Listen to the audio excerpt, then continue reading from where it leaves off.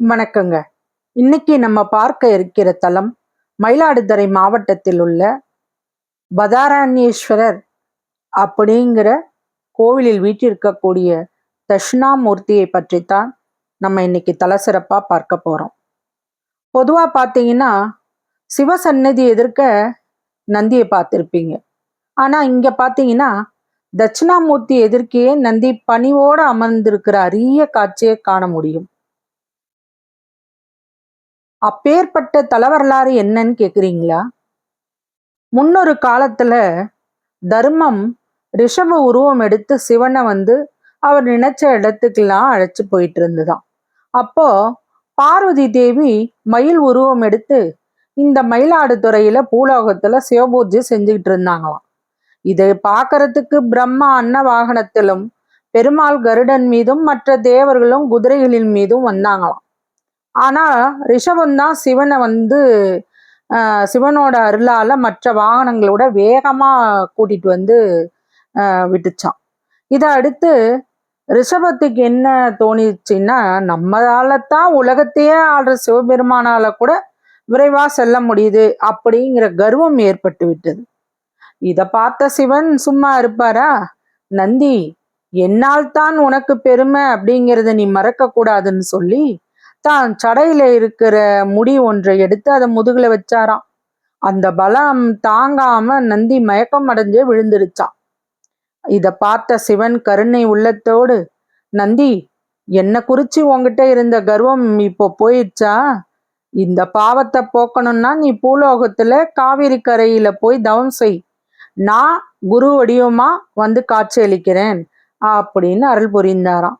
அதன் பிரகாரம் காவிரியில நீராடி வில்வத்தால தினமும் பூஜித்தா உனக்கு நன்மை கிடைக்கும்னு சொல்லி, அதுக்கு பின்னாடி நீ என்னை அடையலாம் அப்படின்னு சொல்ல, நந்தியும் அதே போல தவம் செஞ்சு சிவனும் இங்க குரு வடிவமா, அதாவது தட்சிணாமூர்த்தி வடிவமா, இறைவனே உயர்ந்தவன் என்ற ஞானத்தை வழங்குறார். அப்ப நந்தீஸ்வரர் குரு வடிவமா காட்சி தந்த சிவனே, இந்த தலத்துல தாங்கள் என் மேலேயே அமர்ந்து என்னைக்கும் அருள் பாலிக்கணும், நான் எப்பயுமே உங்க எதிரில் இருக்கிற பாக்கியத்தை தந்தருளணும்னு வேண்டார். அதன்படியே 8 பாடல்களால இங்க துதிக்கிறாராம்.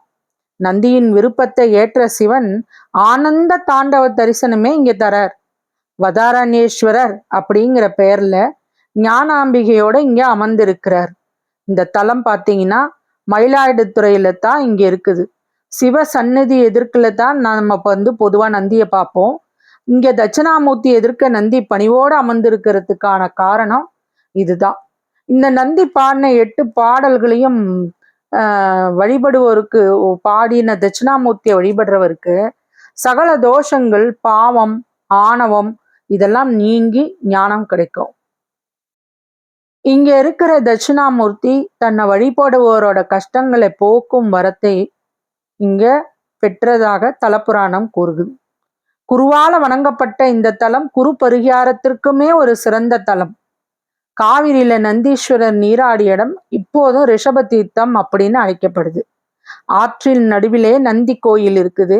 இந்த தீர்த்தத்துல நீராடினா கங்கை, யமுனை, சரஸ்வதி, நர்மதை, தாமிரபரணி ஆகிய தீர்த்தங்கள்ல நீராடின புண்ணியம், குருஷேத்திரம், பிரயாகை, அப்புறம் புண்ணிய தானங்கள்ல செஞ்ச தானத்தோட பலன், 18 புராணங்கள் படிச்ச பலன் கிடைக்கும் அப்படிங்கிறது இங்க நம்பிக்கை. கோயிலோட வடக்கே ஞான புஷ்கரணி தீர்த்தம் இருக்கு. குருதோஷத்தால பாதிக்கப்பட்டவங்க இதுல நீராடுறாங்க. சப்த மாதரால ஒருவரான சாமுண்டி மகிஷனை கொன்ற தோஷம் நீங்கிறதுக்காக இந்த தலத்துல பூஜை செஞ்சு பூஜித்து இருக்கிறாங்க. இங்க திருமண தடை உள்ளவர்கள், குழந்தை பாக்கியம் வேண்டுபவர்கள், கல்வியில் சிறந்து விளங்குறதுக்கு இங்க குருவை வழிபடுறது ரொம்ப சிறப்பு. இந்த கோவில் பார்த்தீங்கன்னா தருமபுரம் ஆதீனத்திற்கு உட்பட்டது. இங்க மேதா தட்சிணாமூர்த்திங்கிற திருநாமத்தோட இங்க அருள் புரிகிறார். குரு பயிற்சியை ஒட்டி இங்க எல்லாம் சிறப்பு பூஜை நடக்கும். காலை 7 முதல் 12 மணி வரைக்கும், மாலை 4 முதல் இரவு 9 மணி வரைக்கும் இந்த கோயில் திறந்திருக்கும். மூலவர் பெயர் வதாரண்யேஸ்வரர், அம்மா ஞானாம்பிகை, தீர்த்தம் காவேரி. இந்த கோவில்ல பார்த்தீங்கன்னா அம்மன் நல்ல ஒரு ஆள் உயரத்துக்கு அழகா இருக்கிறாங்க.